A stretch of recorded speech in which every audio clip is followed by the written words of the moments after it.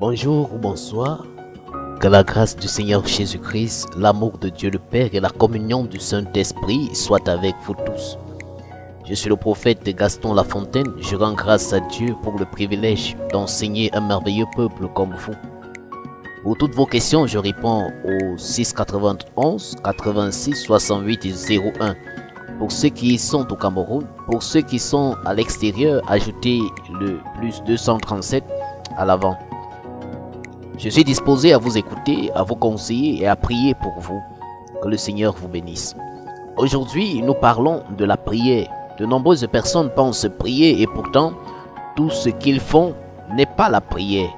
Dans le livre de Luc, le chapitre 11, le verset 1, la Bible dit « Jésus priait un jour en un certain lieu. Lorsqu'il eut achevé, un de ses disciples lui dit « Enseigne-nous à prier comme Jean l'a enseigné à ses disciples. » Dans Matthieu, le chapitre 6, le verset 5 à 8, nous voyons Jésus qui va dire « Lorsque vous priez, ne soyez pas comme les hypocrites qui aiment à prier debout dans les synagogues et au coin des rues pour être vus des hommes.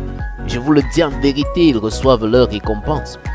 Mais quand tu pries, entre dans ta chambre, ferme ta porte et prie ton Père qui est là dans le lieu secret. Et ton Père qui voit dans le secret te le rendra. En priant, ne multipliez pas de vaines paroles, comme les païens qui s'imaginent qu'à force de paroles, ils seront exaucés. Ne leur ressemblez pas, car votre Père sait de quoi vous avez besoin avant que vous le lui demandiez. » À partir de cette longue lecture nécessaire, nous devons comprendre que certains mots ne sont pas utilisés ici au hasard. Les disciples disent à Jésus « Enseigne-nous à prier ». Le mot grec utilisé lorsqu'on parle d'enseigner dans ce passage de Luc au chapitre 11 est didasko. Il signifie enseigner, c'est-à-dire tenir un discours aux autres pour les instruire ou encore remplir la tâche d'enseignant. Ce mot signifie encore instruire, c'est-à-dire donner l'instruction, faire assimiler une doctrine. Jésus ne va pas donner ici une prière à réciter, mais il va donner un enseignement sur la prière qui a des parties. Dans cet enseignement, nous allons remarquer que Jésus va parler de ce qu'il faut faire avant la prière, pendant la prière et après la prière. La prière doit être faite par toute personne qui se croit membre du royaume des cieux, raison pour laquelle le mot « lorsque » est utilisé. Ce n'est pas une option, tu dois prier, toi qui es enfant de Dieu. Alors, qu'est-ce que la prière? En de simples mots, la prière est un dialogue entre l'homme et Dieu. Dans la Bible, plusieurs mots sont utilisés pour parler de la prière, et ce en rapport avec le type de prière faite devant les circonstances ou un problème donné.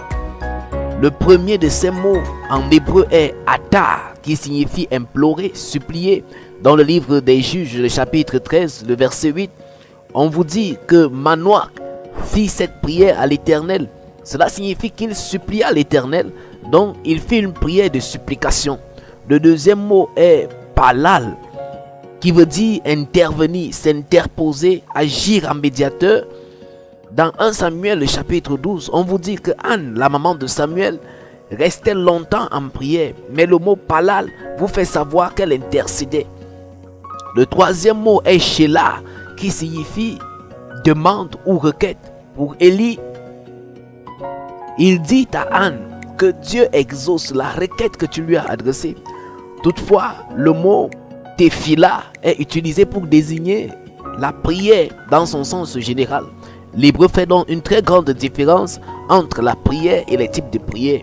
En grec, nous allons voir que la même différence sera faite entre les prières et les types de prières. Nous y reviendrons dans les prochains enseignements.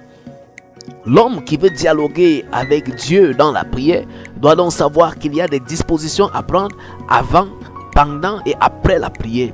Souvenons-nous de ce que Jacques, dans le chapitre 4, le verset 3, nous dit « Vous demandez et vous ne recevez pas, parce que vous demandez mal dans le but de satisfaire vos passions. » Dans le prochain enseignement, nous verrons quelles dispositions prendre avant, pendant et après la prière. Shalom, que le Seigneur vous bénisse.